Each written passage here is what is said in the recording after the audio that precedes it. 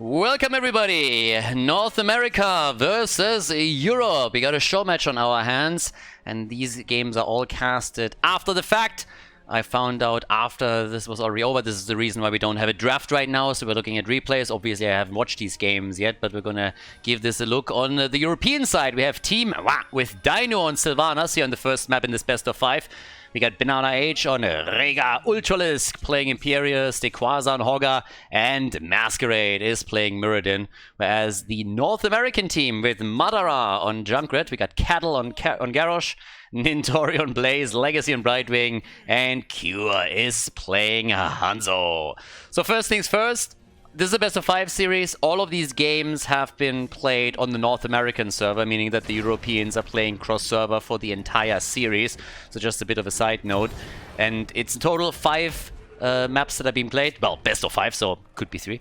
But yeah, just in general, this was a crowdfunding show match that was played. There was actually a couple crowdfunding for Ukraine, so I only found out about it after it already happened, and some of the players provided me with replays, and some of the guys on the live stream were asking if I could comment those games as well, so that's pretty much what we're doing right now. Yeah, and check it out and see who exactly is going to win this one. So currently we got Dequaza up against Nitori at the top lane. So Hogga up against Blaze. Again, we're not going to have any drafts for this entire thing, since Blizzard unfortunately does not include draft information in their replays. A bit of a shame. If they would include that too, that would of course be fantastic, but we don't have that for now. So, well, with that, we're already having a little action down here. Here comes the flank with an immediate stun, and Cattle is in a bit of trouble and is trying to turn it around here. Brightwing coming in just in time to save Garrosh up at the front, so job well done. But that got close there for just a moment. It could have been the first kill in the game in the series, but not for now. So the North American team is immediately trying to take the camp at the bot lane and have even rotated Blaze down, but that allowed Dequaza to get the camp up at the top. So the two teams at the end of the day just trade camps 1 for 1. Masquerade on the Dwarf, just simply still hopping around here in an attempt to get a Stormbolt connected. But there's a lot of poking early on, so nobody is really making any massive commitments just yet, but everybody is looking to see if they can maybe get a quick kill here and flank somebody. With Sylvanas in their midst, there's of course a chance that when you get some camps or the Immortal that you can push a little bit harder and take some of the structures down here. But we're getting closer to the first objective. It's going to be announced in roughly 20 seconds, and therefore the teams are now going to start to spread over to the Shaman camp in an attempt to set it up on the lane. Blue team, the European team, already doing their thing. And we actually get a Sledgehammer. Sledgehammer on level 4 for Muradin. So extra damage against the Immortal for Masquerade on this one. Brightwing with the magic spit, as so often. Indomitable for Garrosh. And more importantly, for the main damage against the Immortal on the side of Cure, we currently get our arrows on level 4. So a bit of extra damage. He can chunk it down pretty heavily here. But yeah, time to shine. At the bottom of the map, Sylvanas with the rest of the team already trying to push a little bit further. And here we go. Muradin gets caught for just a moment, but they're turning it. They go for Cattle and Brightwing again to save the day. Cattle is cutting it really, really close here. And that would be a shitty way to die, and also shitty timing too. Just as the Immortal, the objective, touches ground. But they are still busy at the bot lane. Masquerade obviously has now his trade also kicking in as they're prepping. And the first damage on the red team's Immortal. They'd keep that Hanzo in mind. Yeah, already Cure is starting to poke that down, but they can't really keep up with the red team. So, early advantage for the Europeans. They win the halftime show. Still kind of impressive how quickly Hanzo was able to make things nearly even. But the position isn't really too bad for the European team if they can poke here. Choke point on the other hand, controlled now, good jet propulsion. Immediate damage against Cattle. Dino gets turned into a little piggy. Cattle wanted to follow up, but here comes Muradin. Jumps in, gets thrown out. Another connect as Ultralisk goes for Imperius. Really likes to play Imperius lately. He's been popping up more and more for the blue team, as they've been doing that in quite a few of the matches that they've been playing, not only during the X Cup, but we've seen it also with the Masters Clash qualifier that they've been playing recently. So really enjoying the damage and also the stuns that Imperius brings to the table. But they're going for the objective, and this time it seems like they're gonna get it. The entire time the blue team was still hoping to poke it out. Dequaza's a bit low though, and that's the first blood in the game. Hoga is dead, and that's still an immortal in favor of the European team. Not really a big shield, we're looking at 30% roughly, so it shouldn't do too much damage. With Sylvanas though, you always have the chance to make this hurt a bit more than it should. So maybe they got a chance to push this out, especially since Hoga is going to move up to the top lane anyways. So it's a 4 versus 4 at the bottom of the map. There's no real advantage in regards to defense now for the North Americans. But well, level 7 talents are at least ready for both of them. There's the flip, Masquerade has the jump and is immediately back out. And Khaldor might be in trouble. There's the Stormbolt, and this time Brightwing couldn't help him. Garrosh is dead, the wall is gone. And as I said a bit earlier, they're doing more damage than expected. Here comes the flank for Cure. Masquerade immediately locks the Stormbolt in, and here comes Dino with Sylvanas. Rega with a last hit as he jumps in. And all of a sudden, the European team takes a fort down this early in the game. Now, with only 30% on the shield, that is definitely not what I expected. Really good kills from the blue team to exploit that situation and make that advantage even bigger. Dequaza gets now poked pretty hard here and pinged, but as the top lane is all of a sudden exploding, it seems like he might be in trouble. Gets just flipped around here. Brightwing also trying to help out. Dequaza needs to be careful. Already Nitori at the front. Good move by Cattle, and there it is. The kill on Hoga. The Fleabag is down, but the counter pressure drops Garrosh as he also dies. Bot lane is still getting pushed out, and up at the top, the red team has even stolen away their camp. So an interesting start into the best of 5 series. We have a slight advantage in experience now for the European team. Might get the early level 10 here. And they are pressuring pretty significantly, especially of course with Sylvanas helping them out here. And Garrosh oftentimes being pretty far up front, so they're duking it out with Cattle, who's always good for a flip, trying to turn the game around, or the fights at least, and change the dynamic a little bit. Because up to this point, the blue team is doing pretty well. Zoning Stormbolt for Masquerade. That one went wide. We have only Blaze down at the bottom of the map, trying to catch some extra XP for the team. Next objective already announced, and here comes level 10 in just a moment. And then things are gonna get spicy and interesting, once that we have heroics in play. Mirrodin. Yeah, quest kicks in at 10, of course. At the same time now, we got the Shockwave, we got the Ancestral Healing, Riptire, and for Blaze, it's going to be the Bunker. So no real surprises, but it's definitely arrow time for Hanzo, as Cure could now start to drop a few additional stuns onto the blue team. And of course, he can still chunk that Immortal down pretty hard. And this time the position is not quite that advantageous, so you gotta actually invade into your opponent's half if you want to get access to it. No fort at the bottom of the map. That's another thing that really stands out here, because it means that the Shaman camp will go directly for their keep this time. And with all that said and done, we got 20,000 damage for Junkrat. The continuous poke with the grenades obviously helps him to get it damage in from the safe distance. But here comes the blue team. Double stun! Oh, the follow-up! Beautiful combo here. And that's a big kill as they get 3. That was sexy. That was actually very well done here. So in this case, they come in, they take the quick hit, they get the stun from Imperius first, and then they follow up on it. They get 3 kills in total, and that was pretty solid. I mean, damn. That was really, really good. They absolutely exploded in that situation and were able to take them out without any trouble. It was a beautiful engage here. And it shows again the power of Imperius. If you not only lock in a single stun, but you're able to hit multiple with that, the follow-up from Sylvanas with the Wailing Arrow in this case obviously just cemented that play even further. There was nothing that they could do, and yeah, beautiful combo. Now, this is a much, much stronger Immortal than the first one, so with that, they're already going through the top lane, and I think at least, I mean, the fort needs to fall here. At this point, you gotta expect that they're gonna be able to take the fort down. Question is then simply, can they maybe even push this further and drop the wall at the keep? I don't think that he's really gonna go past that. But we'll see how much damage they can do. And Imperius is already waiting just at the side again. And you can tell that they are already afraid to match this. So they are falling slightly back here, since they just accept that the fort won't be saved. And here comes the move straight up for the top wall now. And this one is going to fall very likely as well. I mean, the Immortal still has shield, so it's still in ranged mode. will take a little bit longer until it switches off into melee, which is the case right now. Still, the experience lead could translate into an early level 13. Stun on Dino, the Ancestral coming in nearly immediately, but it was still too late. Ultralisk now also in trouble as they're body blocking him hard. And Junkrat with a final hit. Good damage. The North American teams, they are holding the keep. And now they go for Quasar to make it a triple. The Ancestral saves the day. But the doggy is about to go down. Rega, he gets polymorphed and is dropped. Big damage at the top side keep though. Oh boy. 13 versus 13. 6 kills to 5. And now we have at the top the keep nearly destroyed. Not a single structure eliminated yet on the blue team side. But that was definitely a sweet defense by NA.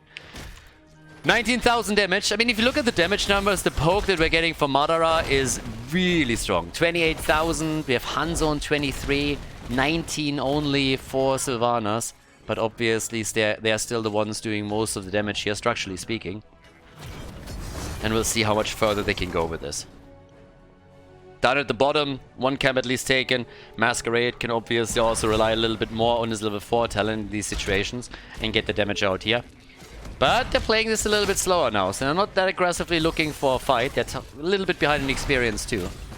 3 kills against Cattle, so that's quite a bit. Frontline obviously fully exposed here, and with all of that CC, even with Indomitable, it can be pretty rough.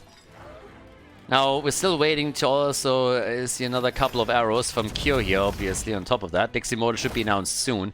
They're still trying to see if they can set up a nasty and easy kill here and gank up on someone. If Cure moves a little bit too far down here and gets hit by a Stormbolt, then that's definitely lights out for Hanzo. But they're just posturing in an attempt to use Sylvanas to push this further. And they got, of course, Hogger with all of that damage too. So they get free damage on the wall. And that's a lot more than I expected them to get here. Masquerade not getting flipped. Instead, they're actually making a play for him. They go for Cattle, and he might be in trouble. Reptile coming out at the side. The shockwave from the Quasar interrupting and stopping it cold. But they make a play for keep damage. The arrow only connecting with Imperius. Another stun as we have Garrosh coming in. Ults are popped right away. And the European team is slowly moving back out. Now, you can actually call words here. They destroyed a lot. But it comes at a cost. They didn't take their own camp, and the red team did.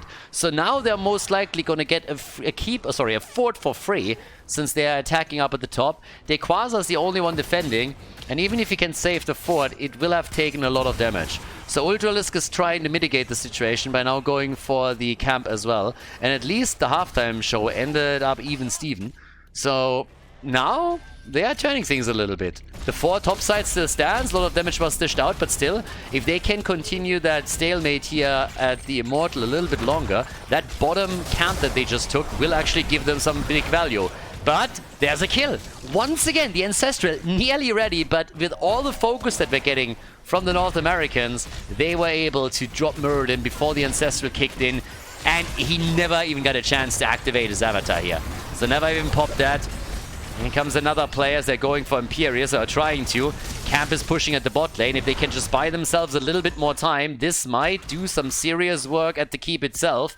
But Cure is now there, trying to stop all of this. The Immortal has been taken with roughly 50% HP. Arrow going wide. Oh, that's a real NA arrow right there.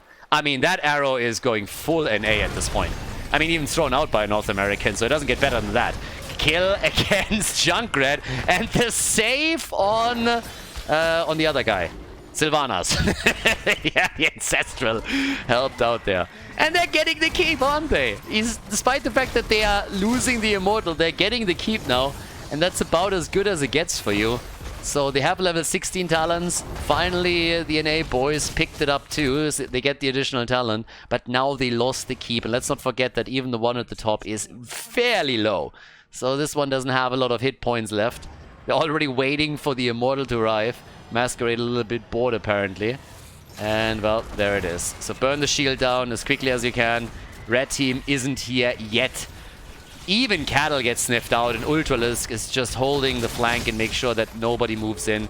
They even have to keep right wing topside because there's a double catapult now coming through that would take down that keep, so they have to defend the top lane. And that pretty much means that down here, nothing's really going to change. that fort won't be destroyed. We still have 7 kills against 6. And it's looking real good for the European team.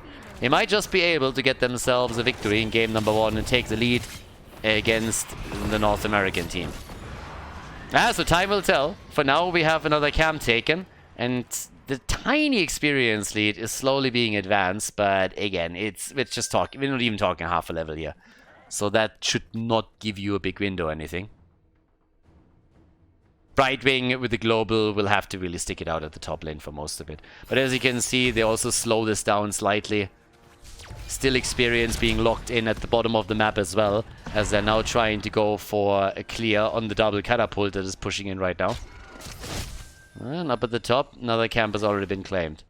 So it's still up to another team fight. With forts taking damage at the top and at the bottom, if you are able to get a couple of kills against the blue team, you can still try and push the agenda a bit. As the time continues here, obviously the death time is also increasing, which is opening up even bigger opportunities.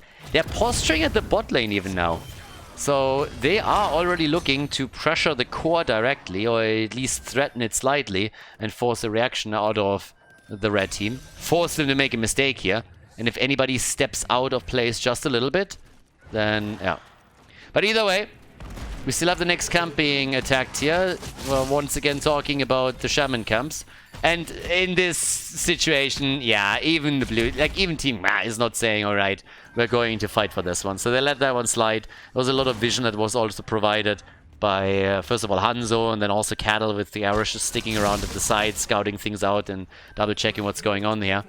But now that the Immortal is popping up, obviously it's time to go for it. Right now we have a little bit of poke happening by the Europeans, but you can tell that none of the NA players is giving up on this just yet. Dino at the top, he's dealing with the wave as best he can, burns it down quickly, and that shouldn't really be an issue for them any longer. But, of course, you're getting Hanzo'd in the meantime. Cure is just dropping the arrows and is getting massive damage in on the Immortal itself. Very safe positioning now from Dino 2 as he moves around the left side to make sure that he doesn't run into a gank attempt or into any trap that could have possibly been set up for him. So they are joining up as 5 again and are going to look once more for that opening. That's not only true for Masquerade, but we're also going to see Ultralisk attempt to go for another stun. But while they are in that stalemate, we have Dino going for the camp again. And so far it doesn't really seem like the red team has realized that yet. So they are not pushing in for it. Only poking slowly. So they didn't really try to accelerate things here. They're poking with Hanzo, but that's it. Now, to be fair, that's the only thing that they gotta do at the end of the day. If that helps them, that safe poke from a distance to win the objective, then even better for them. And it's really in the interest of the blue team to now make a few moves. But the camp at the bottom of the map is still a bit of a concern. 17 minutes into the game, you get catapults towards the core. They are definitely going to do at least some damage, even if it doesn't win you the game directly. But it's also a question of experience. It seems that the European team is absolutely happy just playing for 20 for now. Oh, Indomitable used to counter the shockwave. Nicely done, but the follow-up is something that Garrosh can't handle. The kill against him, Ancestral on Mirrodin. Masquerade is still alive. Now it's a 5 versus 4, and Quasar is trying to poke in a little bit. They extended the lead in experience. Good damage from Cure still as he's poking this out, but they're closing in on level 20 now, and at this time they have a solid advantage there. 30,000 damage on Sylvanas, the top damage for the Europeans. 54 and 52,000 for Hanzo and Junkrat as they are pulling heavily ahead. Catapults were cleaned out. The camp will be eliminated by the core itself. And as we have Hanzo pushing again, we got Masquerade going a little bit too far, and he gets punished for it right away. Has to be careful here too with all the displacement that comes from Junkrat. So that's pretty bad news. You win the objective, but you lose your tank, and he's down for another 50 seconds. So that means they won't be able to end the game here. They might not even be able to take down the keep. Depends a little bit on how deep the North Americans are going to stand on this one. But level 20 talents are now available for both of them. And you gotta make sure that you're not dying here. Alright, so Dino's boys are already here, down at the bottom of the map, still catapult, nearly 19 minutes. And all the way up towards the top lane. I mean, the best thing that you can hope for is for the Immortal to take down the keep. If you accomplish that, then that's already a win. There's going to be continuous catapult pressure. If you get a kill, of course, that would be kind of neat. But you gotta be a little bit careful, because this is still a 4 versus 5. I don't know why they're fighting this. So the Immortal is gonna go for the core, but now they're losing Sylvanas, and they're about to lose Quasar, and I'm just sitting here asking myself, why the fuck would you do that? I mean, little bit arrogant and greedy to think that you can just simply walk in, get a kill there, and then win the game. Now, to be fair, as expected, the Immortal is doing some damage, and they gotta deal with it. It's doing actually way more damage. They don't even take care of it. So it's at 50%. That forces the hand of the red team a little bit, I'd say, but I've seen too many of these games being turned around super quickly. Don't think that they have a chance to do that here, since, well, they still need to go through the entire keep up at the top. But they can definitely do some serious damage. They won't be able to go for the core, but I think the keep could have been saved. Not sure if it's really worth it. 46% on the core. What would happen if they moved back? Probably just like 80 or something. But still, as it stands, they're obviously still in the game. They're not losing it right here. But I guess everybody here has already seen... Like, I don't get it. I just sit tight, bro. Masquerade playing with fire here, having to pop Avatar. They need to get the 5-man back. Obviously, they want to save themselves the keep. But down at the bottom of the map, there's another problem that is headed their way, since these catapults are now going straight in. But this is also still here, so this one is going to be attacked first. The fight continues, and now it's a 5 versus 5, or it will be as soon as Imperius is ready. But he's not there yet, and they prevent them from moving back. So if they can stop Nintori somehow, if they can stop him... Oh, a second too late. That would have potentially even been game if they could stop them even further. They might be able to catch someone on the way back, on the retreat, and they're already moving in to try and take Cattle down. Dino gets out, arrow connects, nice move by Cure. Unfortunate for them, they can't save Garrosh. And now the core is wide open, and the Europeans are looking for victory. One catapult still in play at the bot lane, 5 versus 4 situation, and they are trying to make a play here. But the Immortal is also coming up in 8 seconds. And yeah, they don't want to fight on the core. There's too much that can still be used by the North Americans, but they can take an easy lead here and exploit the numeric advantage by going for the objective instead. Especially since Junkrat had to deal with the bot lane too. If you're down to 46% on your core, you can't let any catapults touch it, especially since we're 21 minutes into the game already. So that adds to all of it even more.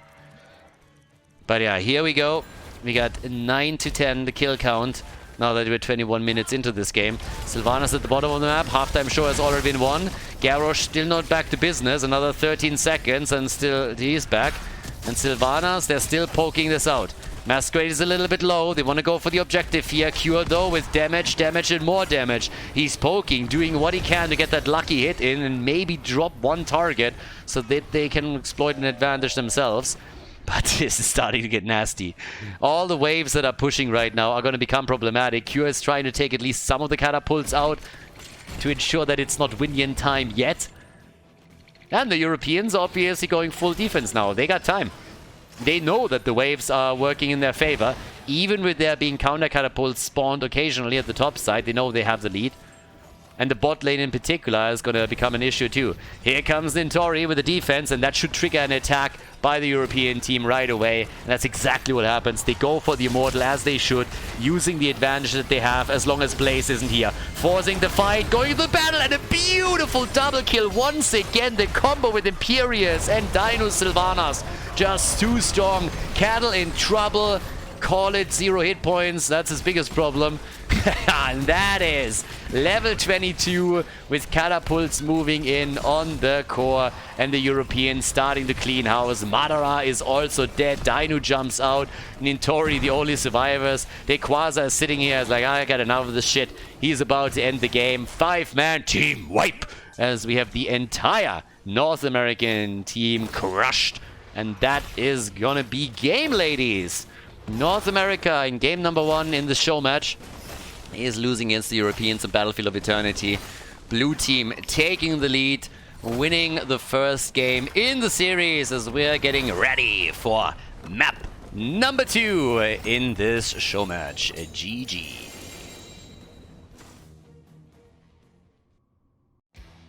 Before we head into game number 2, make sure that you subscribe to the channel if you haven't done it yet so you don't miss out on any future content here on Khaldor TV. Game number 2 in the best of 5. The show match continues. We are on the North American server. Again, all of these games are being played out on the NA server. The Europeans playing across server here with Ultralisk on Medivh as we're heading into Tomb of Spider Queen. Dequaza on Hogger. We got Orphea played by Dino. Masquerade on Diablo. And Banana is playing Ana to nano boost our schoolgirl a little bit. Right side of the map. And I'm talking, by the way, about Orphea, not about Dino, just saying. On the right side of the map, Legacy playing Rega. We got Madara on Junkrat, Q on Tracer, that's gonna be fun. Cattle on Jojo, and Nintori is playing Blaze. Right. So, let's go. Ultralisk again. I mean, Ultralisk, every single time that he plays his Medivh, it's kind of fun because it always seems that every time he crosses over into the 30 stacks on the baseline, all of a sudden his chances of dying are multiplying by like at least 100. So yeah, it's kind of nasty. But either way, we got a little bit of action already happening up here at the top. Dino is obviously looking for the big slap, but he's also a bit far out here and immediately gets slowed down and focused, and that might be the first kill of the game. And indeed it is. Jojo came in with a flashlight and took her down. So Jojo starting things off with a Zealous Glare, parting gift as usual for Tracer. And for Q, obviously, this is going to be pretty neat. There are a few stuns on the other side that you got to be careful of, but generally speaking, there's a lot of room to work with here on the second map, and that works out quite nicely for him. Yeah, we got down to the bottom of the map. Dequaza doing a little bit more work. And playing cross-server obviously means also for the Europeans, they will have to adapt their playstyle a little bit. So generally speaking, if you're focusing more on good rotations, on maybe bigger maps, where you can out-rotate the opponent and just play macro game a bit more, doesn't necessarily have to include globals, but if you can just use that more to your advantage, then you're always in a better situation when you're playing with the ping disadvantage at an opponent. It's one of the reasons why we see in a lot of these cross-server games quite a few heroes not played. So I am actually quite surprised that Ana is playing Banana here. That's a typical hero that you normally don't see when a player plays with a higher ping and has to play cross-server, because it makes it so much harder for Ana to have an impact here. Other examples are Zeratul and Tracer. You see them played occasionally, but there comes a severe problem with playing any of these, because even a small delay can become a problem playing them. But again, we'll see how Ana works out here. Obviously, one of the main reasons why we're currently having her here is that you get a very nice setup for Orphea once that you start using your nano boost for her. So that's already pretty neat. You can also try to reduce... I mean, we have seen even grenade builds being played in the past for the heal reduction when Rega is on the other side, so that's another one. But either way, there's Cure. Always pressuring Dino, as he should. Always going for the assassin here and trying to force him back a little bit. Ultralisk with 9 stacks, so he still has a few, but he's already struggling here a bit. Banana with his Ana is just always getting a couple of pews out. Junkrat. Junkrat is such an annoying hero on any map, but on this one in particular. Cattle with a 25 gem turn-in, good for them. There's a lot of gems that they immediately got rid of. Down to the bottom of the map, Nintori now also still playing it safe against Hogger. He obviously needs to be very careful. If you have a Medivh on the other side and you're playing on this map, then a quick portal rotation can ruin your day as a solo laner, so he doesn't want that. Dino, yeah, that portal didn't really help him too much. Here comes a nice play for Cure, but he's already out. And portal control is also quite important. So as we're talking about Medivh, let's not forget that there's a Junkrat on the other side, meaning that once that portal comes down, you can counterplay it a bit with all of the CC, or at least the tools that Junkrat has here for displacement. So that's something to definitely account for when we're talking about this. But as it stands, we have 39 gems turned in against 29. So a bit of an advantage for sure right now for the North American team regarding objective pressure. And the early level 7. That obviously plays a bit of a role here too in the rotation that we're seeing now between the two lanes, mid and top, to get a slight advantage here. Yeah, already we got the grounded totem in. 1v1 down at the bottom of the map. And the Arcane Explosion on level 7 for Medivh with Malevolence for Diablo. Cure missing the bomb against Equaza, but applying pressure continuously. Yeah, that's exactly what I mean. Like, the portal comes out and they're just throwing everything at it. Everybody's stacking up on the portal, and then all of a sudden Jojo hits 3 targets. They get the rest connected too. It's not really a massive amount of stacks for our boy Medivh either. Question is obviously also what's happening around level 10. I guess we can fairly assume... Oh, nice stun. Is that a kill? Yes, it is! Goodbye, Cure. Red team turns in, but Cure is down. Web Weavers are going to come down before Tracer's back up on the maps, and maybe a chance to get some early damage in. Noteworthy though that still on level 10 we could see a combo between Medivh and Diablo. There's always the chance that you're going to get Leyline into Apocalypse. Then again, let's not forget, Leyline is kind of the standard. But for Diablo, you can easily go into Lightning Breath, which a lot of Diablo players are doing, even with the Medivh on their side. Especially since in this case, delay might play a bit of a role. Getting the combo off perfectly is gonna make even a little bit harder. Masquerade gets booked around slightly. Couldn't just throw him back into the team. But Tracer is already back to business and is annoying the hell out of them at the top as they're trying to defend here. So yeah, Parting Gift comes in. Ana even attacked in this case. And a slight lead now in experience for the North Americans. Wall completely destroyed down at the bottom of the map, so that one's gone. Mid lane, that's where we have more pressure incoming. And right now there's nearly, well, they're getting closer to level 10. 9.5. That's where we're sitting at. Alright, quick attack on Cure. And that should be the first fall of the game, and indeed it is. So 1-4 down. That one has been dropped. 16 stacks for Ultralisk. It's always like that little bet. Can he do it, yes or no? And honestly, given that this time the stacking is a bit slower than what I'm used to from him, I think we're not going to see him complete this one. I honestly believe that the chances once level 10 is there that he is going to get killed eventually are just way too high. And as soon as Cure gets an opportunity, it's just going to be on him. So yeah, let's see if we can finish this one off. Apocalypse is, by the way, indeed taken, so likely the combo will at least be attempted at some point. Unless, of course, Medivh makes a different choice here today. Got the Falling Sword over the Blessed Shield in this one. And here comes the Leyline. But Masquerade, ooh, good shield. Nicely done by Medivh, but it's not over yet. Masquerade is low, and Diablo gets blown up. They need to try and get these gems at least, and that's definitely what they do. Dibbles is, of course, also going to be back, but that's a good second kill for the NA team. So, yeah, job well done. Righty. Yeah, we get on top of this also the Crushing Jaw, so let's not forget that the Leyline can set that up too. Red Web Beavers are being sent down again. There's a lot of momentum now for the NA team. Yeah, the North Americans, they have at this point the second wave coming. And this one should do even more damage. We have the first one with already 1-4 dropped, and now they're going to aim for at least the second, if not more. Ultralisk far out, Leyline against the back, but they're not following it up with anything. Masquerade is getting a little bit buddied over here. Yeah, a lot of pew pew pew from Ana is necessary to keep him alive. So they are struggling to really find a foothold. If they can go for a good combo, they have obviously a Hogger stun as well with a shockwave. Might just be able to pull this one off.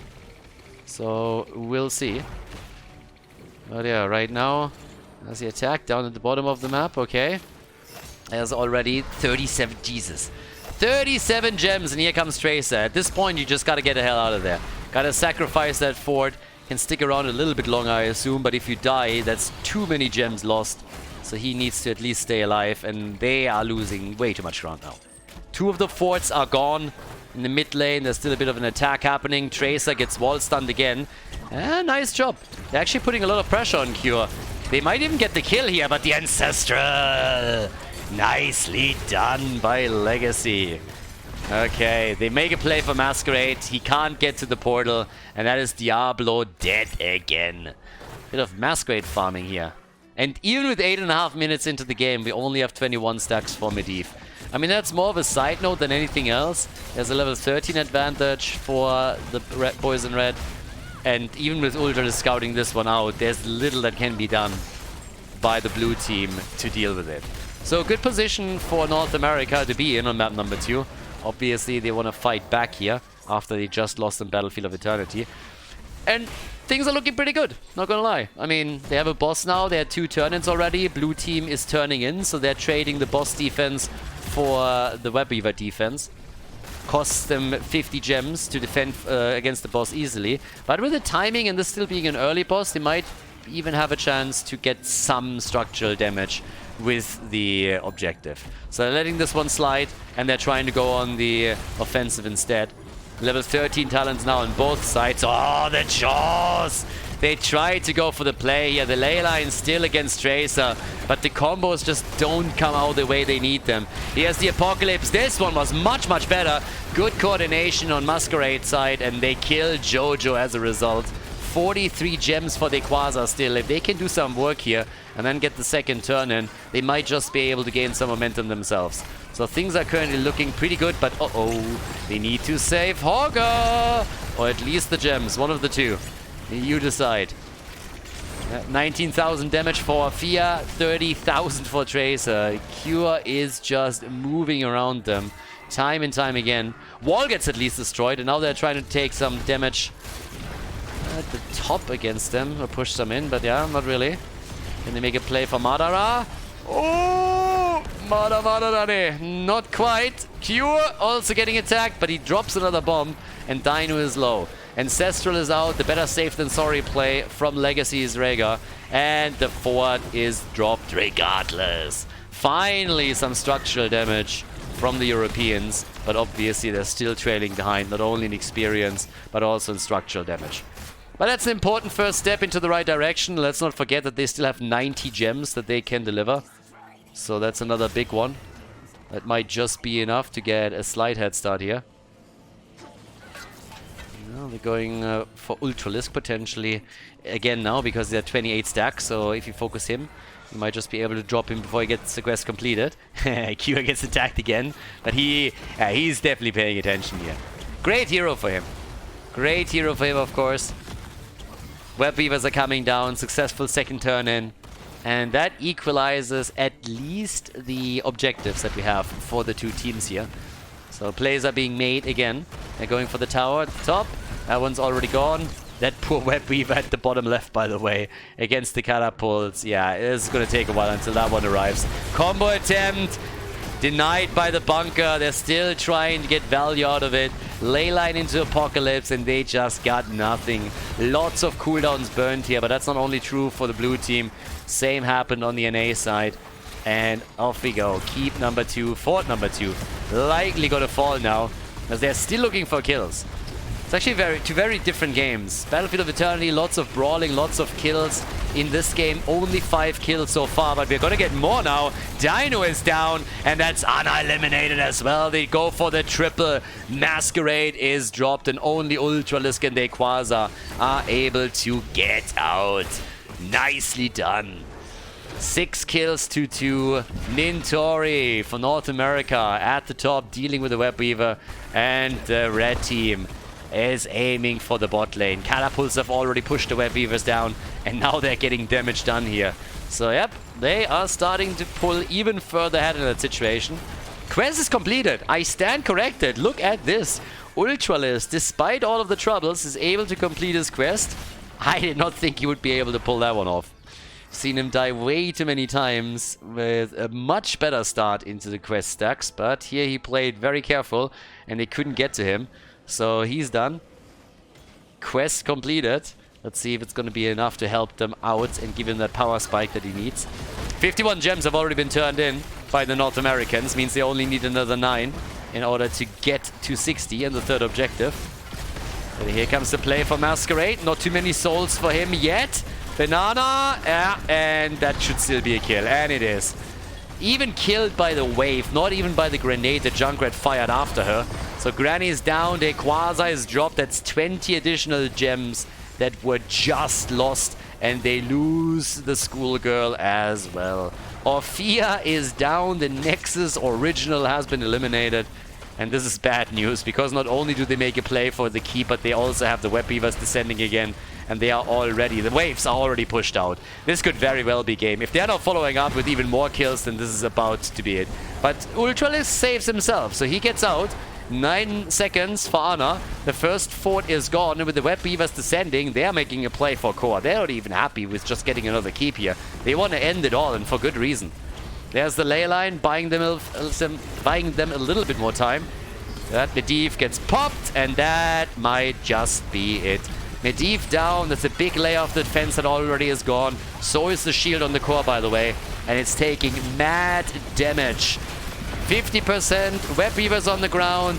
Not looking good for Europe in game number 2. Orphea is killed.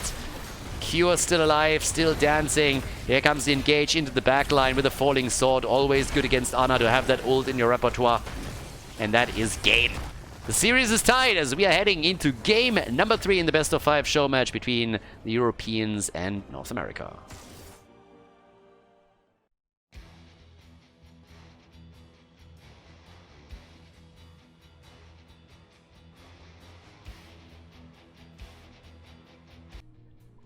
Our best of 5 is tied, and here we go. We got Ultralisk on Zeratul, Dainu on Tracer. It's actually a wild combo, honestly, especially considering that the boys are playing cross-server. Now, in most of the games, we don't really see them pick any of these heroes. I already talked about it a bit in game number 2 when Ana was played, but I guess since this is a show match, they are still giving this a shot. So these are heroes that normally require really good ping, and obviously playing cross-server got a bit of a disadvantage there. So let's see how that works out for the two of them. Dequaza on Blaze, Banana Age on Brightwing. We got Masquerade on Tyrael. And on the side of the North Americans, over on the right, we got Cattle on Johanna and Tori on Dehaka Legacy. With Deckard Kane, Cure on Thrall, and Madara on Lunara. Echo of Elements. Haven't seen you in a while. We've seen a lot of Thrall now with either Trolling Thunder or with the Trash Lightning. But that is a little bit of a newer setup. Interesting immediately is, by the way, that for Zeratul we don't have him with the normal Might of the Narazim start. So already he's playing a little bit of homage, at least, to the fact, or tribute to the fact that they are currently playing cross-server and goes into a cleave build instead. Still allows him to be dangerous, and of course he has the mobility through his blink and is quite squishy, but it allows for a little bit less targeted fights here. And less reactionary, but still something that obviously exceeds what you normally get on a lot of other heroes that he plays here.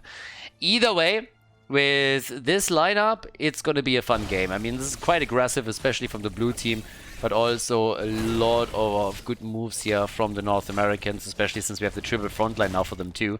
CC is of course something that they have in spades, if they can connect them here. It's not only true for Thrall, but the follow-ups from Deckard Kane can help on this end as well. The Tong from the Haka has quite a bit of what they can do in these situations. Now, we already have the first camp about to be taken. This is taking a little bit longer than they probably expected. It's also happening over on the left side. Madara is finishing the job here. And we got Ultralisk and Dino doing the same thing. So yeah, series is tight. We are looking at a best of 5 as mentioned before. This was a show match for crowdfunding for the Ukraine. And again, only found out about it after the fact. The reason why we don't have any drafts is because this is casted from replays that people ask me to take a look at. So that's exactly what we're doing. We have Ultralisk and Dino just moving from camp to camp for now. Objective is soon going to be announced in 30 seconds, and then we're going to go for tribute number 1.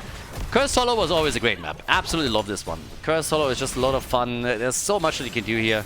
A lot of camps, a lot of small corners and corridors where you can try and set some traps up. You have the double bosses that make it interesting. Sometimes, of course, you will end up with teams just sharing them. One boss each. But oftentimes you have these aggressive rotations and plays for a double boss, and they can be quite fun. So already they're doing a bit of work here.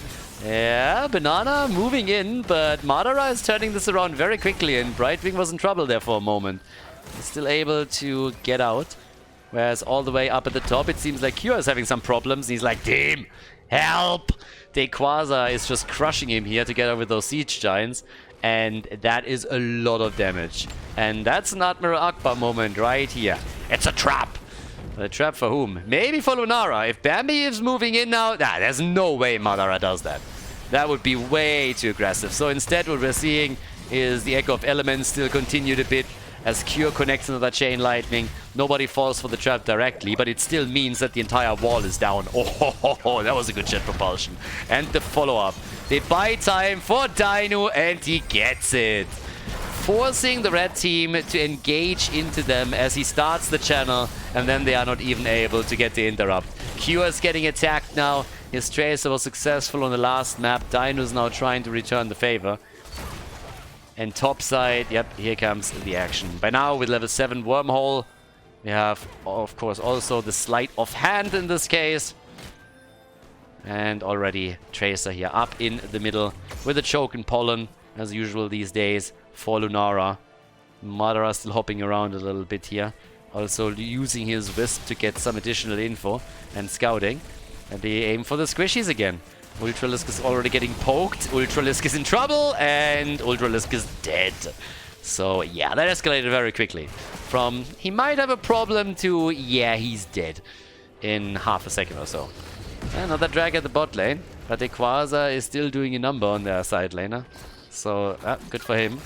The tribute, the first one, went obviously up at the top over towards the Europeans, but I think we can fairly assume that in this case they're going to have a harder time. The tribute spawn is actually advantageous for the Europeans, but because they lost Zeratul earlier, the position that has now been taken favors the North American team. So it's all a question of whether they can push in for that.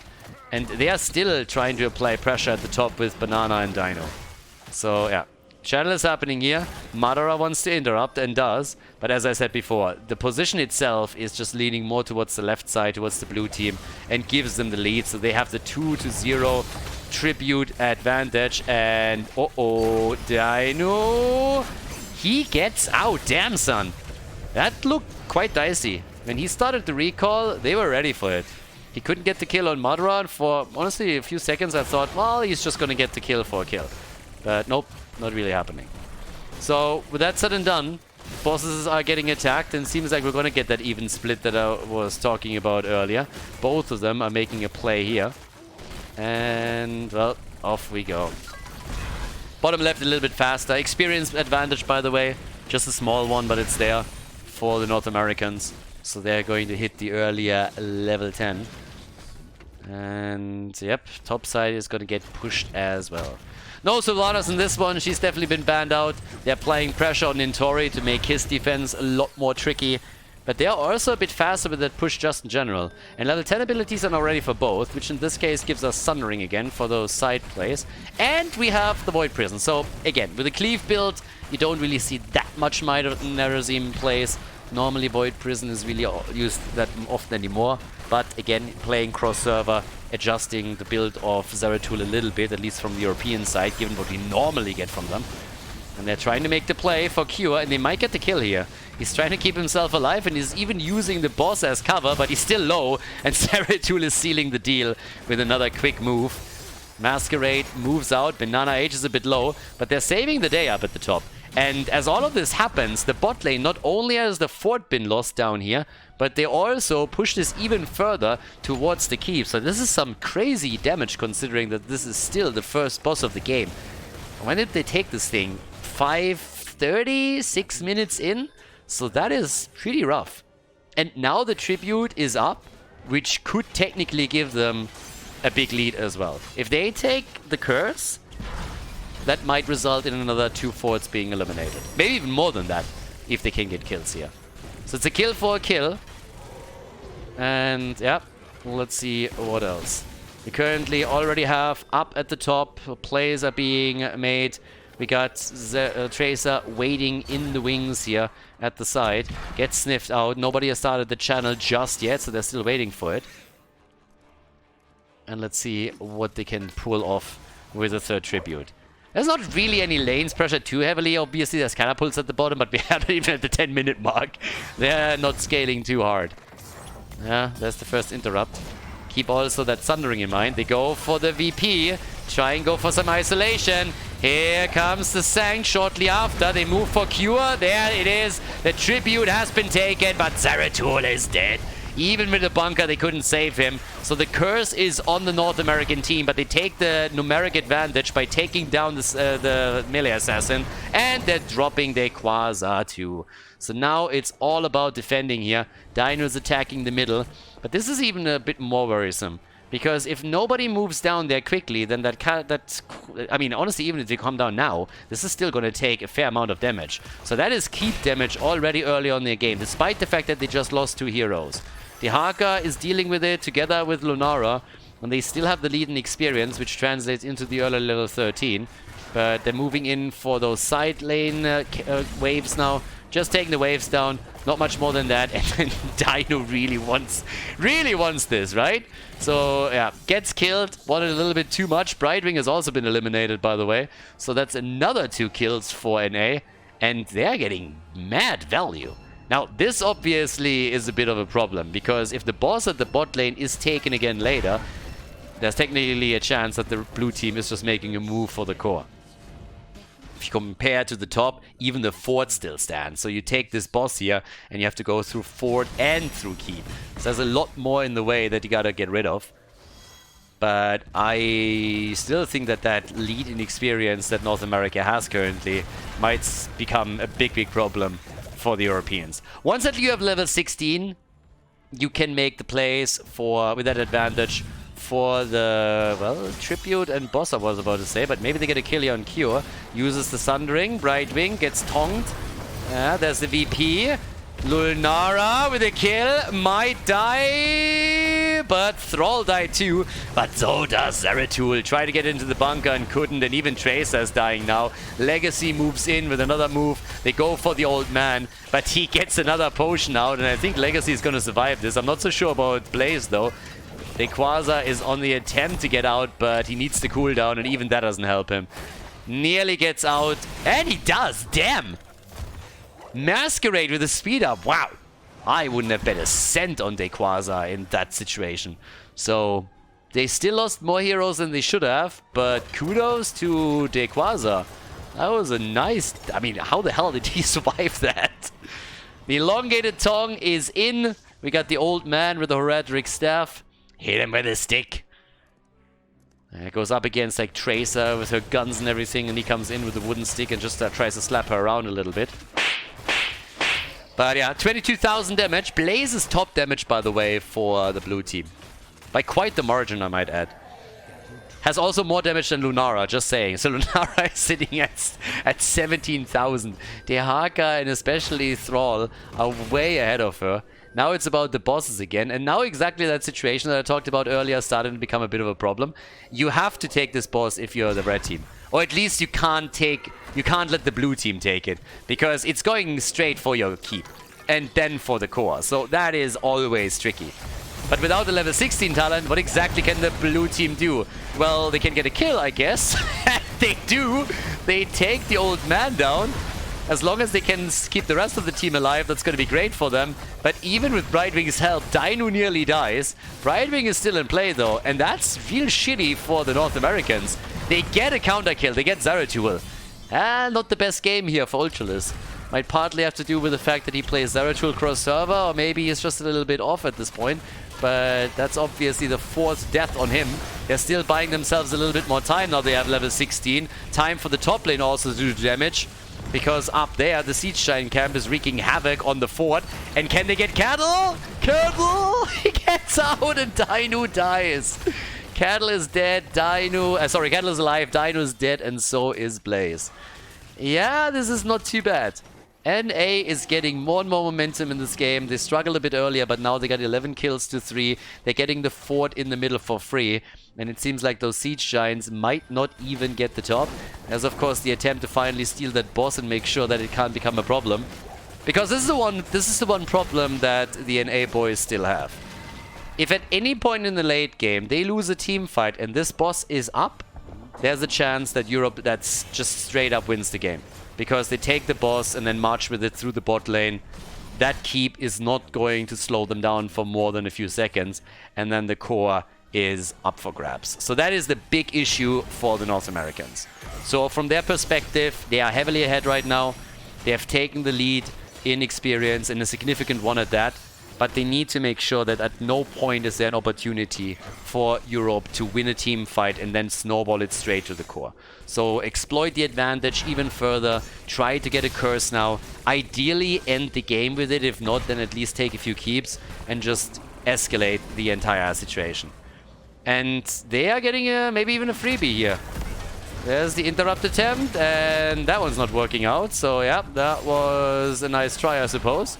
But that didn't do anything. So now they're cursed, and that couldn't come at a worse time, because there's a boss at the top lane marching towards the keep, and there's a boss at the bot lane still doing at least a little bit of damage. So now in A, they really want the lead here. The lead in the best of 5. They're coming in for it, trying to take that out. Top side, that's why we already have them pushing this one in very, very heavily. Yeah, and this should be keep at least. I mean, minimum. Probably more. They can most likely... They will try to end. They should.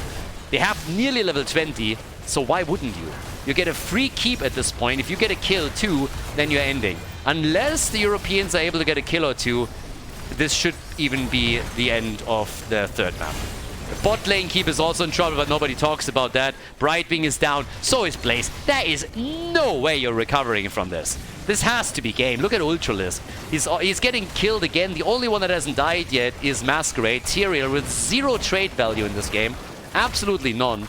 Instead, it's the lead, level 20 on the board, and North America takes control of this best of 5 series. They pull ahead with a 2-1 against Europe. GG.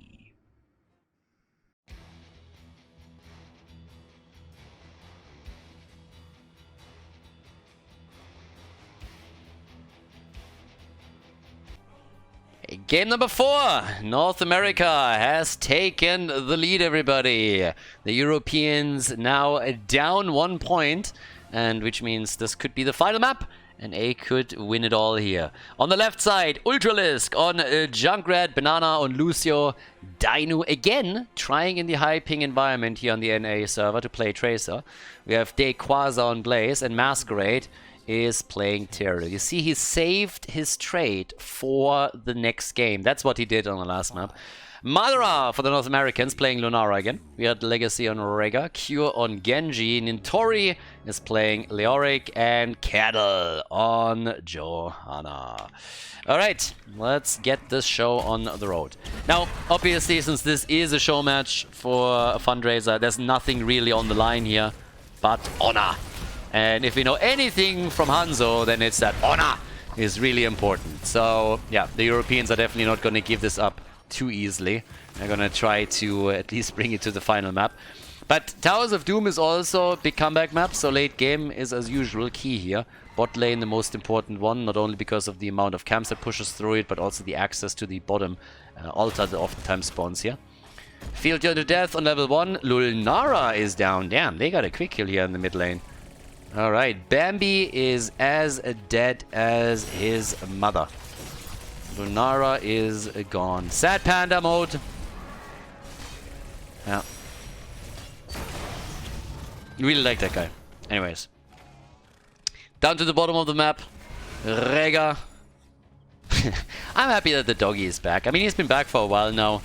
That's actually kind of nice. I feel like the biggest troll that Blizzard ever pulled was to remove the self-ancestral for such a long time and then bring it back after years, and everybody was like super confused, and all the trolls in chat that were always saying like, why doesn't he ancestral himself, were all of a sudden sitting there. I'm like, now I can't say that anymore.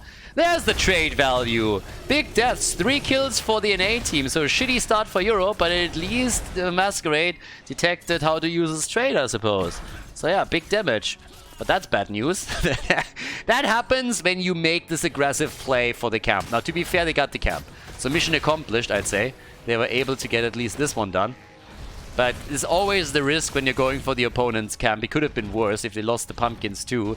That would have been an even bigger disaster and an even bigger lead in the experience for the NA team.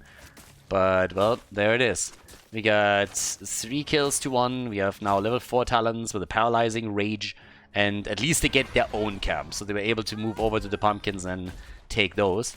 Also, we have, with level 4 now on both sides, we got the Incinerator Gauntlets, we got the Chattering Teeth, One of the best talents in the game, just like straight up. That thing is so insanely silly, but it's amazing. I absolutely love it.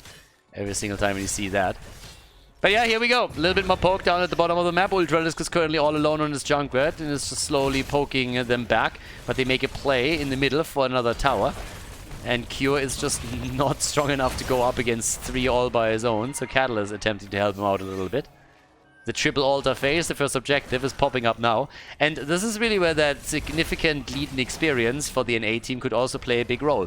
If it's a traditional exchange initially between 2 altars and then the third one is being fought over, and there's a chance that the red team gets their level 7 while this is up. So already up at the top, we have Leo. Leo and Blaze channeling. And the fight at the bot lane with Ultralisk. Damn, they're actually sneaking this in. 8 shots fired and A down to 32 points. But then again, at the same time, I suppose it's already a win for them getting 1 altar. I mean, there's at least not going to be a 40-0, so I guess that's a plus. Only possible with an A. So yeah, that was the first goal for the NA boys. I can tell you that much. When they saw the draft, they saw the map and everything, they were immediately like, okay guys, step 1. Get an altar. No repetitions here. We still have nightmares of this shit. Let's make sure it doesn't happen again. Masquerade then again. Now that he discovered his trade, apparently he's really fond of it. Yeah, I told you, he saved the trade for game number 4. Definitely. So he's down twice now. And it seems like Dino might also have some trouble. Depends on who dies first. Cure! Cure with a kill attempt. And Lucio, no fucking way! Cure is alive! They saved him with 4 HP. Check that shit out. Comes in with a kill attempt, getting a little bit greedy here. And then he gets back out. And did he have 1 hit point? Did I just see that correctly? He might have had 1 hit point at some moment. But yeah, now they're going for the camp again. Making the play. The aggression is there. And they might just get the kill. Rega is low. They're all low. They are all low. They got the camp, but can they get some kills? There's an Intori at least getting dropped. And this time, Cure is gone. A single hit point. 1 single hit point for Cure earlier. This time, he's not that lucky. I mean, at the end of the day, 1 is more than 0, and that's all that you need, right? So, they are coming in for some damage at the bot lane. By now, we have also an experience lead for the Europeans. And they should be able to get that altar down here, too. So, that will put them down to 28 points. Not yet. Cattle comes in, tries to slow them down. If Genji is able to close... Nah, Genji's gonna be too late. Dino gets a channel. He was able to delay it a little bit. Cattle, that is. But nothing that he can do right now. So we're waiting for level 10 to pop up next. With the camp taken on the left side, there's also a chance that they can get some damage on the bell tower itself. I mean, if you get a kill here, then maybe you can take the entire thing. But yeah, of course, they're fighting for game number 5 now. And here we go. Level 10, any second. They might just have a chance to push this a bit further. Cattle is already taking significant damage. Way too much damage. He needs to get the hell out of there. So Cattle is backed up. He is already trying to Hearthstone, and he has level 10 abilities for them as they're moving in with the Quasar from the side. Riptire against Bambi. Lunara gets away, and they're bunkering up as they're still trying to take the bell tower down. Level 10 now on both sides with a falling sword. Here comes Leo for the first entomb that he could drop, but they get Tracer first. Dino is dead, struggling a bit to keep himself alive on her. Yeah, that is the second death on the Overwatch character. They went triple Overwatch, by the way. Triple Overwatch. I mean, full going in on the OP. But they are behind in kills. 20,000 damage for Bambi. 15,000 for Junkrat. And bot side, Masquerade, sitting in the bush, sniffing out what's going on. And what's going to come up next is a single altar. So we got a single spawn. I mean, it's a bit of a back and forth experience at this point. Initially, it was NA that pulled ahead, then Europeans turned it around, and now we have North America in the lead again. But with Blaze leading the top out, with Junkrat at the bottom, it seems like they can not only equalize the situation, but maybe even turn it around again. So off we go. 43 stacks on the level 4 for Genji, just saying. And ults are all back up again, with the exception of Rega. So no Ancestral for another 40 seconds, and that's probably all that they need for the fight. So yeah, Bunker and Sanctification, the double layer of defense for the blue team is ready. Ancestral, not just yet. Cattle can still interrupt. Should do it right now, and does. Here comes Lunara again. And they will hold on to this for a bit longer. Ah, here's Cure. Getting a bit more aggressive around it. They're still waiting for Rhaegar to get his talent back up. So he's at 10 seconds. Interrupt from the top as Dequaza's moving in too. Here comes Tracer. Good stun against the doggy. And it might have to be a self-ancestral. Legacy is still not pushing the buttons here. Still on cooldown and is now ready to fight if they need to. But the channel is happening. Masquerade interrupted by Cure, but he went deep with the X-Strike, trying to escape, and the Ancestral saves him. He needed healing, and he got it. Masquerade, though, he's not able to channel. No, Cattle able to interrupt it, but now they're zoning them out fully, and Masquerade gets the shots fired. And thanks to the bell tower conversion at the bottom, that means 5 points off the core of the North Americans, down to 23 now. And Cure getting pushed out even further. And the lead in experience, once again in the hands of the Europeans. Closing in on level 13 right now. The damage output on Genji is still top, but they're getting camp after camp after camp here. It's really helping them. Obviously, they paid the price earlier when they tried that a few times and lost some of the heroes. But, yeah, at this point, it's getting a little bit dicey. Down to the bot lane. That's where we currently have Ultralisk and Banana doing their thing. We have already another attempt to get some pumpkins through now too. Genji. Alright. Trying to make his play there. Can't really. And Leo is going for the camp at the top and might regret this.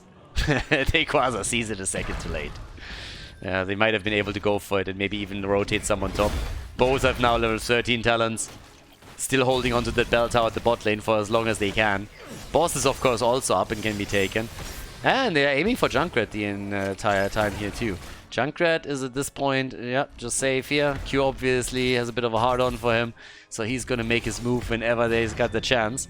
But with the altars activating, we have a double altar, and that gets a bit tricky. 5 points. If you get both, that's only 13 left. XP is still dead even. So, yeah.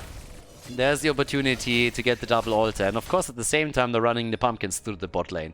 So that helps them even further to apply pressure. And for some of the red team players to defend the bot lane instead of going for the altar itself. And access to the bottom altar is really tricky for the NA team. But here's the attack. They're trying to go for the kill on Genji. Protected, by the way. Needed healing. Got the healing. Rhaegar is there. Drops the Ancestral. Ultralisk with a channel attempt, but he will be interrupted again as Cure is already diving a bit deeper. And he doesn't get the interrupt. So the first 5 shots are fired, and while the rest of the team is fighting, Ultralisk is moving back down. He's gonna get the second altar. Only question is, can the blue team get out here? X-Strike hits as the Sanctification is on the ground. They're trying to escape. Banana gets caught. There's the ult though, and another 5 shots fired in the meantime by Junkrat. They're down to 10 points on the core. The pumpkins also arrived. So 13 points in total lost during this objective phase. That is pretty brutal. That hurts a lot. And now Cattle gets attacked and gets crushed. Cattle down. I mean, this is going from bad. Oh my holy lord. This is going from bad to worse, everybody. Not only did they lose 13 points of the core, 2 altars and the objective were pushed, and the pumpkins were pushed in. They also lost 3 heroes. First, Cattle gets attacked, as you can see here. They try to save him, get completely locked down in that little choke point with the stun, and then Tracer and Tyrael come in for the kills. And that's 6-5, the lead in kills and experience, and of course the massive advantage in points. I mean, boy, they are in real shit now. That's gonna be 3 more points, very likely. Actually, it's not guaranteed. They might be able to defend at least that. They didn't go for the boss. They're still pushing the top lane out a bit as the towers are taking damage there too. And down here at the bottom of the map, yeah, they defend against the pumpkins, but they are still very, very low right now. Real tricky. Okay, so with that, we have level 16 talents. Full auto attack again for Leo with the Mithril Mace after his level 13. Getting a few hits together there, and it's a triple altar phase. Oh boy, that is just rough now. Triple altar phase couldn't have come at a worse moment in time for the North Americans. I mean, at least they have level 16 talents, right? But they have to win 2 out of the 3 altars or they're just toast. You can't lose 2 of them. It's going to be over right there, and this is just nasty. If Ultralisk now is fast enough with the channel or with the pumpkins, then he's going to send 3 of them through the bot lane, so that's going to make matters even worse there. 1 interrupt is already happening. At least Cure is able to get it. That's 3 shots fired. But Ultralisk, that's 5. And of course, the 3 pumpkins at the bot lane, if they make it through, that is 8 in total. So Cure, is he interrupted again? Yes, he is. The core is down to 5 points on the red team side, so they are down into the single digits. Masquerade has to sank for himself, and they might have to let this one happen. But the more time they buy, the better for the pumpkins at the bot lane. And those 3 points would put them in very close range of winning the game through either a camp or a boss, if they can't get an altar, that is. So still the channel. Madara is buying some time. Great move for the Entomb, completely trapping him here, but they can't get the damage in. That was a nice move, and Junkrat might have just led to a kill against Leo. He's down. Some of the pumpkins already made it through. The core is down to 4 points. The fight continues. And there's Bambi. Bambi is down. So is Rega. The entire zoo is falling. They're going for Cure now too, and this has to be game. Cure at the top. He's not going to be. He's not making it. No. He's down, and the channel happens. The core is down to 2 points as all of the pumpkins made it through the bot lane. And instead of going for the easy way, they are going straight for the boss, trying to end it with a bang here. Playing with their food at this point. Leo is back. He can't do anything about it. Quasar is chasing cattle. It's a ring around the rosy that's happening here. And now that we got Ultralisk with the channel and the boss happening at the same time, he's even interrupting it. They want the kills before they end the game, and cattle indeed dies. Yeah, so does Leo. 5-man wipe at the end of the day. Ultralisk gets the first one, tries for another channel. That one's too late. Here come the hits, 12-5, and we are going to the 5th and final map of the series. GG.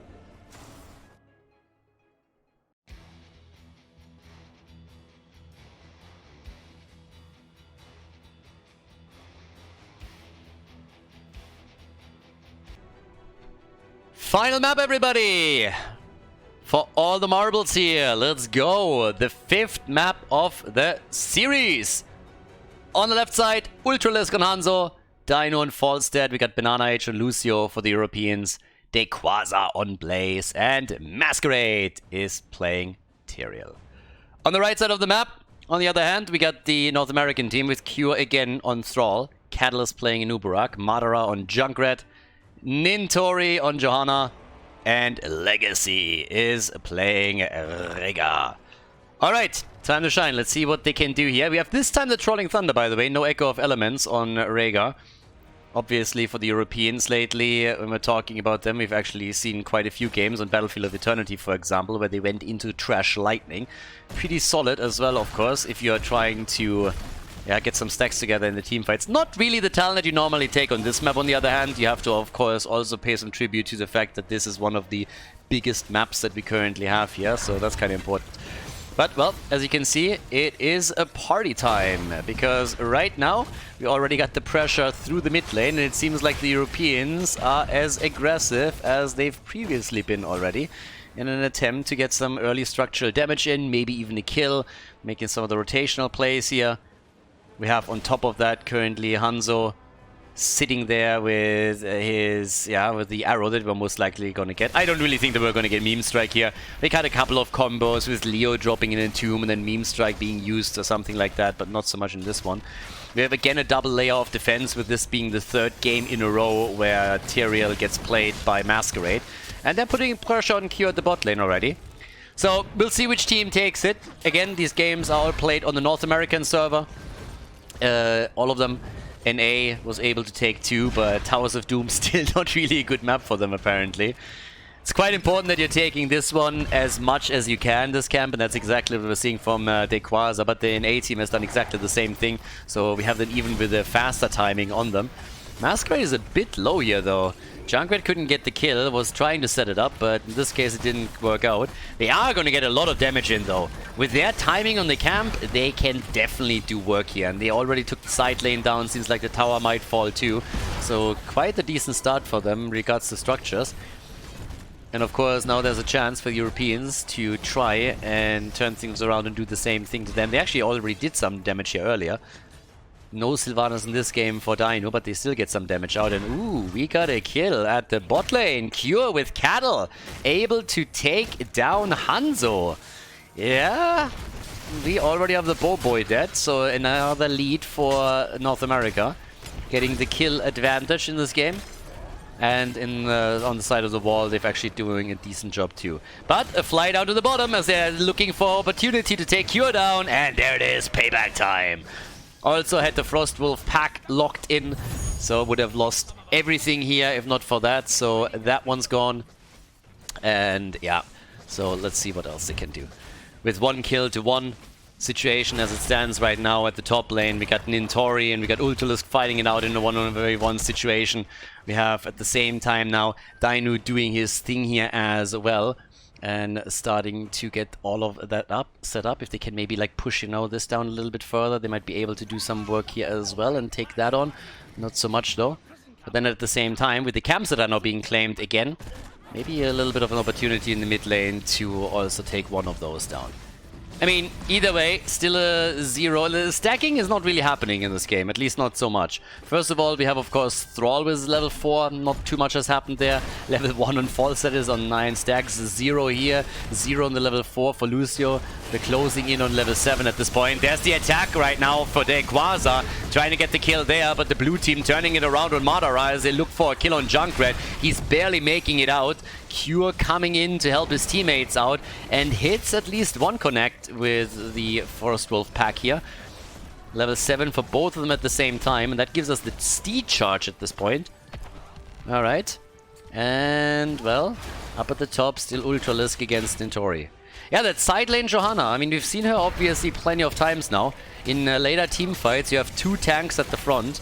And assuming that she goes for the Falling Sword here, we will have a big engage with Nubarak diving in and then a Falling Sword follow-up from Johanna. Plus, on top of that, also Thrall. So there's a lot that they have at the front line that they can use here. And we'll see how much they're going to get out of this, especially if they're jumping into the back line and are able to connect, I don't know, with Lucio, for example, or with Falstad. Not necessarily going to be easy, considering that all of them have some ability tools that they can use here. No Ancestral Wrath, by the way, for Cure either. In this case, we got follow-through. So trying to weasel in the additional damage and weave those auto attacks in between the abilities. Bit of a lead on the objective now for the Europeans. They're the first ones to make a big play for it. And, well, I'm not sure if we can call it a big play. Masquerade is sneaking in and is going for an easy few points. So yeah, he's putting quite a few points onto the board there, but they can't do too much. They get roughly towards the halftime, and that's about it. But I mean, as a freebie, I'll take that. That's not too bad. So a little bit more action in the mid lane now. Always the camp pressure. And seems like it's payback time. Yeah, Quasar's trying to stop it from channeling, so does Banana. And A has to fall back. They couldn't get quite as much done as the Europeans here, but they are heavy. They're head in experience. So with an early level 10, if they can maybe collapse onto one target, get a quick kill in, especially assuming that we're going to get all of these CC tools on level 10 that we are expecting. Already earlier we had a Sundering being used by Thrall, and if then on top of that you have the engage from Nubarak with him popping the cocoon and forcing the fight, then you can always try to exploit that small window that you're going to have. And there it is, Sundering again. And Falling Sword as expected. But the Europeans have their level 10 nearly at the same time. They had Falstad still holding the top lane. The Global obviously doing exactly what he's supposed to do here. Solidify some extra experience for the team. And they got Hanzo with the arrow. So they're already looking for Nintori here. Poking him down slowly. The double tank at the front definitely gonna help. Jojo, of course, has the advantage that she can play the side lane. Doesn't have to. But not a lot of stacks still coming together here. But at least by now Hanzo has a couple. So he's sitting at 12. So that's there. All the way up towards the top. Dino's still sitting tight here too. And down to the bottom of the map, we got the next camp about to be taken. But, well, on the right side, obviously, the same thing is on. I can't stress how important this camp is. This camp is more important than getting the bosses most of the time, so really, whenever you play on all direct pass, make sure that when you see, okay, camp is up in another 10 seconds, make your way over there or send someone to ensure that you're gonna take it every single time immediately after it's on cooldown. Super important. Both teams are following that now. Masquerade actually juking them out a bit, but he has to sank up, and that's a bit of a forced ult on them. So, good start into the battle for North America. That was one of the big ults that they were able to draw out now. But, yeah, let's see if they can use that to their advantage. It's still a big cooldown that got burned. And if they can force a battle now, then the only defensive play is really the bunker on Junkrat. But we're already at level 11, and we haven't seen a single objective being executed yet. Both of the teams haven't really been successful there. They tried to isolate Cure. That might have been a little bit too early. The arrow on this hand gets dodged though, and Sundering was absolutely on point by Cure. That saved his ass. So, well done. Sundering comes in, arrow missed, and now we have them with 3 ults down, and only Sundering was sacrificed by the North Americans. And Fawcett is immediately in trouble. Yeah, the nice move on the cocoon here though. I mean, that was already the animation hitting as that one was cleansed out. We're going to take another look at that in just a second. But yeah, that was a pretty solid dodge on the cocoon there. And also a last second one, I might add. Have a good look at Anubarak here. And as they're coming in with a cocoon play. So Anubarak at this point wants to make a move. Shoots that out and bam! The save. Couldn't force the fight. Now they're still trying to force the battle though. And the ults are slowly coming back up. So ults are starting to come back into the play. I mean, if they can make any plays right now, that would actually be real solid. So for the time being, what we're having here is them starting to move straight up for the next objective, or for the first one here. Looking to see if they have maybe an opportunity to finally get the prisoner camp going. Oops, that wasn't what I wanted. And surprising few kills in this game too. Only 2 kills thus far. Yeah, but there's a level 13 advantage. And Q is nearly done with his quest on level 4, I might add. So he needs to be a little bit careful with his Frost Wolves. But if he gets one more connect, then he's done on this one. They're making a play again for the prisoners. But here comes Zentori, moving in from the side with another Condemn. Bunker is forced. And he missed the Wolf! The Bunker reset the stacks on Thrall. So he still cannot capitalize on the mana and cooldown reduction on the Feral Spirit. That's just unfortunate. Yeah, that was unlucky. Good move by Dequaza. Saw that coming and reset it just before Q was about to finish his quest. So that is, yeah, hashtag unlucky. Nice move though by Q now as he's trying to go in for another kill opportunity, but the Sanctification groups them up and saves the day for them, and they're about to hit that objective. That is the first one. They're getting it. Only 2 kills at the 10-minute mark in this game, but they are able to get those, get the cavalry in. So that might just give them a chance to take some of the structures down. The mid wall has already been opened up. Up at the top wall, not too much damage here, nothing really crazy happening. Down at the bottom, at least one of the towers is going to fall before the cavalry makes an approach, but mid lane fort might fall if they really commit to it. Even at the bot lane, now that they're getting a bit more aggressive about it, they're able to take the wall out. So this is definitely going to put the North Americans in a bit of a defensive position. They have to be careful here, so that they don't lose too much. So for now, 5 stacks for Thrall. He's getting real close again to completing the quest. At this point, it should actually work out for him. Unless he targets Blaze when Dequaza is dropping the bunker. But I think chances are that he's gonna finally complete the quest. Now that we're heading to level 13 slowly. 50%, a little bit more even done in damage towards the fort in the middle. And they're saving all of them, as it seems. At the top lane, more damage being done, but all of them low, none of them falling though, so there's 0 catapult pressure on any of the lanes for now. Great job on the defense by the red team. And A doing fairly well here. Nicely done, well played. Thrall, as I said, has to be very, very careful that he doesn't connect the next one if he wants to get his quest completed. And the pressure is still there. Even going for the boss at the same time, or at least Ultralisk is poking it a bit, but Legacy is already double-checking what's going on there, so they were sniffing it out early. Falstad is at least using his global pressure to push another wave through towards the bot lane, but Cure is already here. So while Dainu is definitely getting some work done, not getting too much. Oh, nice! Dainu dodges out, Cure looking for a sneaky one, thought he could connect the Sun Ring, and of course if that hits the bird, then he's just dead. The follow-up would have been devastating for him, but as it stands, the ult is out, top lane, pressure on the boss, and how are the NA boys gonna react now? They're gonna try and contest it, maybe go to the bot lane, get one for themselves. It seems like they're trying to contest. The arrow is completely missing, that was just YOLO'd out here. Falstad is still there. There's the dive, where's the gust when you need it? Here we go, even the sanctification is being used. They get the boss and now they just have to move out. Oh, the cocoon follows him as he jumps over the wall. Ultralisk still in trouble, but he might get out if they can just control Nubarak, but they can't.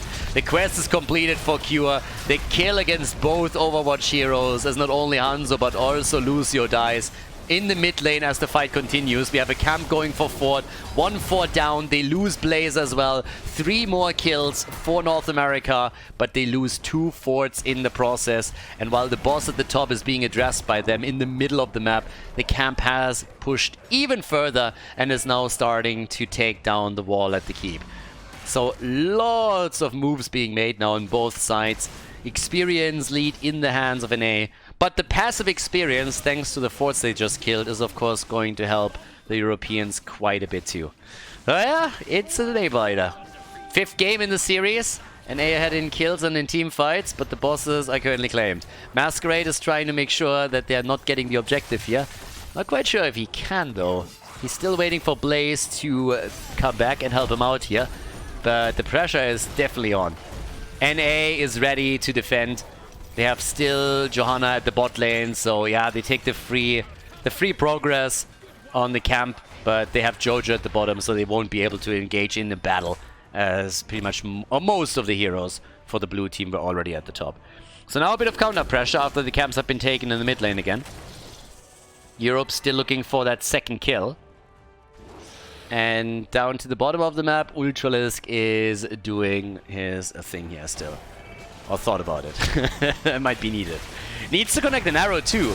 But so far not really lucky throughout the game. Playing on the NA server maybe I rubbed off a little bit, but those arrows were not on point. Dainu looking for the fly. They were hoping to get a sneaky kill in. But as they realized that there was a rotation happening topside, he cancelled that and instead moved down to the bottom of the map to exploit the experience a little bit further. You can see now here in XP lead that the side laner, Jojo, she has 19,000 experience. Way more than Blaze, but of course has Falstad to account for too. Minion experience is really when A got most of their lead. Hero experience also playing a big role. Then again, Mercenary is heavily in favor of the European team, also thanks to the boss. The arrow again, full off here. Ultralisk, he must have been celebrating the wins in the previous games a little bit too hard. I mean, that's 2-3 beers down at least. Like, our boy is already seeing double. Those arrows are not going anywhere. That's like the 3rd one that completely missed the mark. Passive experience is, of course, now slowly but steadily giving the Europeans a bit of an advantage. But they're still a level behind, so they have an entire level to bridge, which is not going to make that easy. But, yeah. Level 20. That's honestly what NA is waiting for right now. Get that level 20 and then make the moves with that. Whereas for the Europeans, the side lane pressure is quite important. And I think that Falstad might be able to take the entire fort down. Looks like they're not even caring about it. Instead, they're saying, okay, guys, screw it. We are close to level 20. Let's give them the fort, but instead move in and take the objective. And that's pretty much what's happening right now. So they're just trading. But it seems like Dequaza wants to go for a boss together with Falstad, so they're sneaking another one in.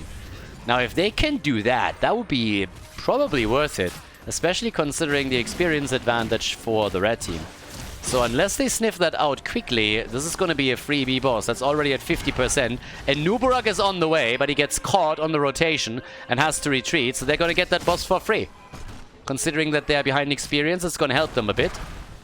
But they also gotta hurry, and they can't be forced into a fight. Yeah, Banana Age is down. A lot of ults being used against him. Even Sundering gets popped here. The boss is taken, so they get that. They're still hoping to get Masquerade, and they interrupted also his Sanctification, so he might have to use it regardless. Does. The arrow connects, and he escapes with just 15 HP or so.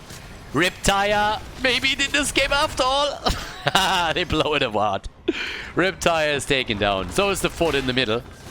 Boss is still moving here. And the Raider, look at this, diligently following the boss, not even bothered with the structures. But NA, they are out for blood. They move into the mid lane in an attempt to take down the fort. Level 20, giving them a big lead here. With Farseer's Blessing, with the Heaven's Fury, big ult obviously, the upgrade here for Jojo, and with the fort destroyed, the keep destroyed in the middle, we finally have Europe also on level 20, so now they got the fortified bunker, and even the epic mount. So it seems like they're already looking to use the global abilities of Falstad a bit more, and just be very, very mobile with this on the map.